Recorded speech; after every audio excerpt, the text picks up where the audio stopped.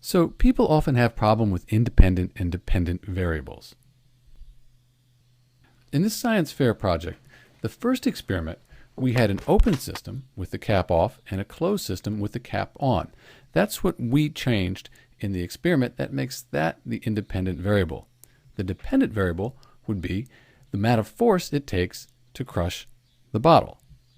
In experiment 2, we're changing the number of places that the air can escape from. Since we change it, that's independent.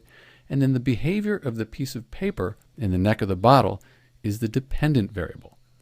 And finally, in experiment 3, we have an open and closed system again, only now instead of the cap, you're using the finger to block the hole. So that's the independent variable. And then the amount the balloon inflates, that's the dependent variable.